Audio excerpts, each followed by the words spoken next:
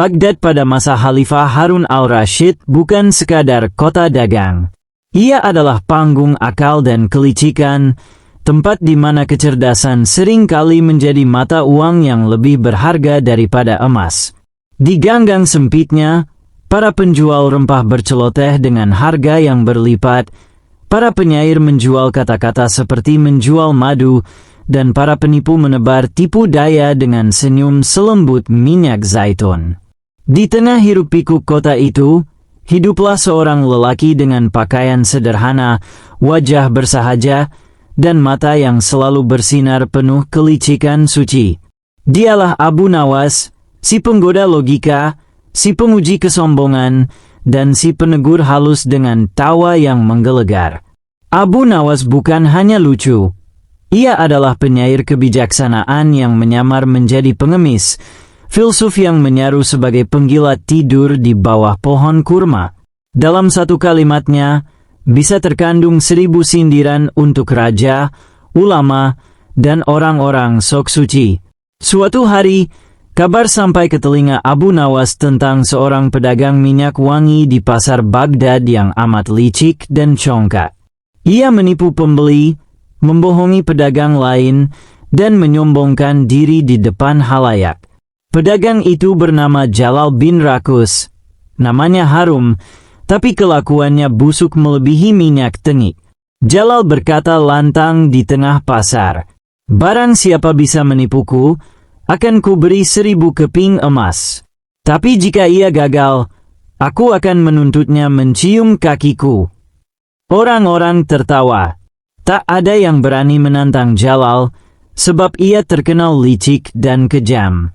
Namun di ujung pasar, Abu Nawas yang sedang menimbang roti basi mendengar tantangan itu, dan tersenyum tipis sambil berkata lirih, "Ah, sudah lama aku tidak menipu orang yang merasa paling pandai menipu." Pasar Baghdad hari itu penuh sesak. Suara kambing, pedagang kurma, dan peniup seruling bercampur jadi satu. Bau wangi dari kios Jalal bin Rakus menusuk hidung, bukan karena keharumannya, tapi karena terlalu kuat dan terlalu pura-pura. Setiap pembeli yang datang selalu pulang dengan senyum puas, sampai mereka sadar bahwa botol yang mereka beli hanya berisi air bercampur minyak goreng. Tapi Jalal pandai bicara. Bila ada yang protes, ia akan berkata, "Itu bukan karena minyakku yang palsu, tapi karena hatimu yang penuh kebohongan." Minyak wangi sejati hanya menyebar pada jiwa yang suci. Dan orang-orang pun pergi dengan malu, padahal mereka sedang tertipu. Sementara itu, Abu Nawas berjalan di antara kios, membawa kantong lusuh berisi uang 2 dirham, sisa pemberian khalifah yang minggu lalu ia habiskan untuk memberi makan anak-anak yatim dan membeli 2 kendi arak manis. Dalam cerita, tentu saja, arak kebijaksanaan. Ketika ia berhenti di depan kios Jalal, si pedagang langsung meliriknya dengan tatapan merendahkan. "Hei, pengemis tua, kau mau apa di kios mewahku?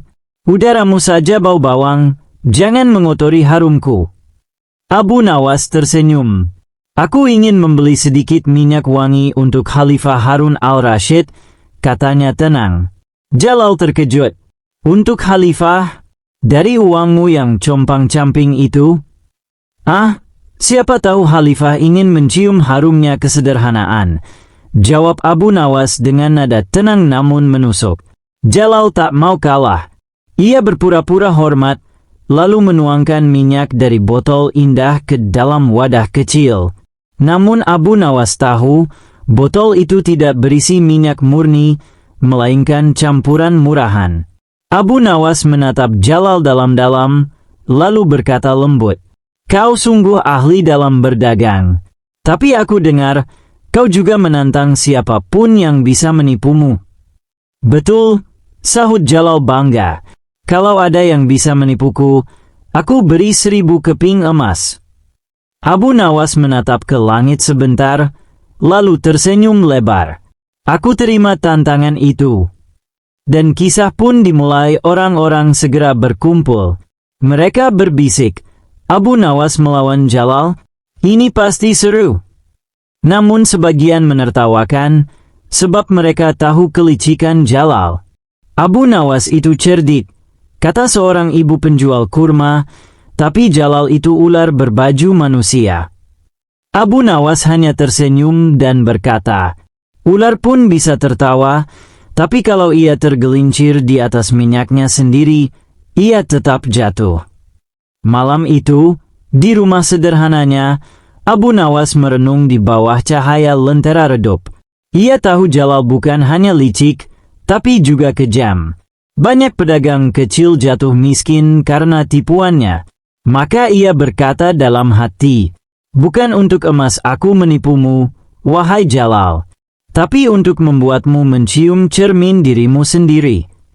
Keesokan harinya, Abu Nawas muncul di pasar dengan membawa 2 botol minyak wangi yang identik. 1 botol benar-benar kosong. Satunya lagi berisi minyak terbaik hadiah dari Khalifah, aroma kasturi murni dari Yaman. Jalal melihat Abu Nawas datang dan tersenyum sinis. Sudah siap kehilangan kehormatanmu, wahai pengemis jenaka. Sebentar lagi kau akan kehilangan kehormatanmu, wahai penipu wangi, jawab Abu Nawas dengan tenang. Abu Nawas berdiri di tengah kerumunan dan berkata lantang, Tuan Jalal, aku ingin membeli minyak wangi paling mahal darimu. Tapi aku hanya punya 1 syarat. Syarat apa? Tanya Jalal dengan alis terangkat. Kau harus menuangkan minyak itu ke dalam botol yang aku bawa sendiri. Setelah itu, kau tidak boleh mencium atau melihat botolnya lagi sampai aku kembali besok pagi. Orang-orang berbisik, syarat aneh. Tapi Jalal berpikir, ini pasti akal bodoh Abu Nawas. Baiklah, katanya, tapi kau harus bayar 2 kali lipat. Setuju, jawab Abu Nawas tanpa ragu. Jalal pun menuangkan minyak wangi paling mahal ke dalam botol milik Abu Nawas. Setelah itu, Abu Nawas menutupnya rapat dan meletakkannya di meja Jalal. Kau harus menjaga botol ini sampai besok. Jika kau membuka atau mencium isinya, kau kalah. Dan jika aku menepati janji, tanya Jalal, maka aku akan mengakui kau pedagang jujur dan memberi 2 kali lipat harga minyak itu. Jalal tertawa puas. Baik, besok kau akan berlutut di kakiku, wahai penipu miskin. Maka malam itu, Jalal menatap botol itu dengan penasaran. Ia merasa gatal ingin tahu. Apa isi botol itu? Mungkinkah Abu Nawas menipuku? Namun ia menahan diri, sampai pikirannya mulai gila. Hingga akhirnya, tak kuat menahan rasa ingin tahu, ia membuka botol itu perlahan dan mencium isinya. Dan seketika, wajahnya berubah muram. Bukan minyak kasturi, melainkan bau amis ikan busuk. Keesokan harinya, Abu Nawas datang dengan senyum kecil. Jalal berdiri dengan wajah marah tapi malu. Kau menipuku, teriak Jalal. Isi botolmu bau ikan busuk. Tapi aku tak menyentuh botol itu semalam, jawab Abu Nawas polos. Bukankah kau berjanji tak akan membuka botolnya? Aku hanya mencium sedikit, kata Jalal gelagapan. Ah, berarti kau melanggar janji. Dalam aturan penipu sejati, siapa yang melanggar perjanjian, dialah yang kalah. Orang-orang di pasar langsung tertawa terbahak-bahak. Jadi pedagang paling licik Baghdad akhirnya tertipu oleh bau ikan. Jalal merah padam. Tapi ia tak mau kalah. Aku tidak terima. Aku akan lapor ke Khalifah. Silakan, kata Abu Nawas tenang. Kau akan berhadapan dengan 2 hidung, hidungku dan hidung kebenaran. Khalifah Harun al-Rashid memanggil keduanya ke istana. Wahai Jalal bin Rakus, kata Khalifah, benarkah engkau ditipu Abu Nawas? Benar, Paduka. Ia memasukkan bau busuk ke botolku, lalu menuduhku melanggar janji. Khalifah menatap Abu Nawas. Dan engkau, wahai Abu Nawas, apa jawabanmu? "Wahai Paduka," jawab Abu Nawas dengan gaya tenang penuh hormat, "aku hanya meminta dia menjaga botol itu tanpa membukanya. Kalau ia mencium, berarti ia curang. Jika ia curang, maka aku menang." Khalifah tersenyum kecil, namun ia ingin menguji keduanya. "Bawa botol itu kemari." Saat dibuka, seisi ruangan mendadak bau busuk. Semua menutup hidung. Jalal berteriak, "Lihat, itu buktinya. Abu Nawas menipuku." Namun Abu Nawas dengan wajah serius berkata, "Paduka, botol itu hanya bisa bau busuk jika seseorang membukanya sebelum waktunya. Jika tidak, baunya akan tetap harum. Jadi, siapa yang membuka botol itu sebelum waktunya?" Khalifah tertawa terbahak. "Jadi benar, kau membuka botol itu, wahai Jalal." Jalal tak bisa menjawab. Wajahnya merah, dan semua yang hadir menahan tawa. Abu Nawas menunduk hormat dan berkata lirih, "Wahai Paduka, yang terhormat bukanlah yang menjual keharuman, tapi yang menjaga kejujuran." Beberapa minggu setelah kejadian di istana, nama Abu Nawas kembali bergema di seluruh Baghdad. Bukan karena ia menipu lagi, melainkan karena ia membuat orang-orang licik kehilangan tempat untuk bersembunyi di balik topeng kebenaran. Di antara orang-orang yang dulu menjadi murid kelicikan Jalal, ada seorang bernama Rafi bin Kamar. Ia adalah pedagang perantara, pandai bicara, dan ahli menukar barang buruk menjadi tampak bagus. Rafi menganggap Abu Nawas sebagai ancaman, karena sejak si cerdik itu mempermalukan Jalal, orang-orang mulai berhati-hati terhadap tipu daya.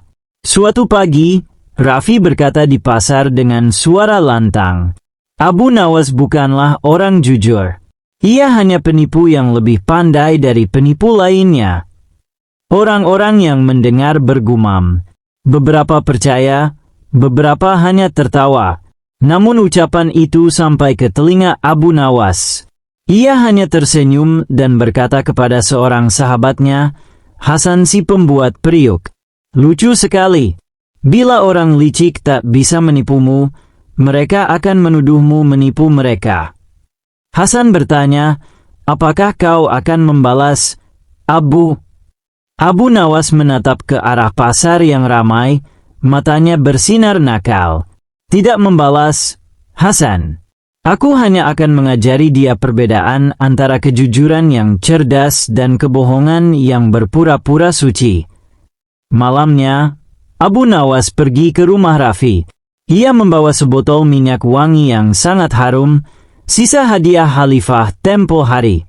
Ia mengetuk pintu dengan sopan. Ketika Rafi membuka, ia berpura-pura menjadi utusan istana. "Tuan Rafi bin Kamar." "Benar, siapa kau?" "Aku pembawa pesan dari istana. Khalifah mendengar bahwa engkau adalah pedagang yang cerdas dan jujur. Beliau ingin mengujimu dengan hadiah kecil ini, minyak wangi khusus untuk bangsawan." Rafi yang tamak langsung tersenyum lebar. "Hadiah? Untukku? Dari Khalifah?" Abu Nawas menyerahkan botol itu dengan hikmat. "Tapi ada syaratnya, wahai Tuan Rafi. Kau harus menjual minyak ini di pasar besok pagi tanpa membuka tutupnya. Bila kau buka sebelum waktunya, maka rezeki yang dijanjikan akan lenyap." Rafi mengangguk, penuh keyakinan palsu. Dalam hatinya ia berkata, "Aku akan buka sedikit saja malam ini, lalu besok kuisi ulang dengan minyak biasa dan kujual mahal." Tengah malam, rasa penasaran membakar dada Rafi. Ia menyalakan pelita, membuka perlahan tutup botol itu, dan mendekatkan hidungnya. Namun bukan wangi kasturi yang menyambutnya, melainkan aroma busuk dari air got. Ia menjerit pelan, menutup hidung, dan membuang botol itu keluar jendela. Keesokan harinya, Abu Nawas datang ke pasar dengan wajah tenang. Ia melihat Rafi berdiri dengan muka kusut, ditertawakan anak-anak pasar. Di tanah, Tergeletak pecahan botol dan bau busuk menyebar ke mana-mana. "Wahai Raffi," kata Abu Nawas, "mengapa kau membuang hadiah dari Khalifah?" Raffi menjawab dengan marah, "Hadiah macam apa itu? Isinya air busuk." Abu Nawas berpura-pura terkejut. "Ah, berarti kau telah membuka botolnya sebelum waktunya." Kerumunan tertawa. Raffi tersadar ia telah mengulang kesalahan Jalal.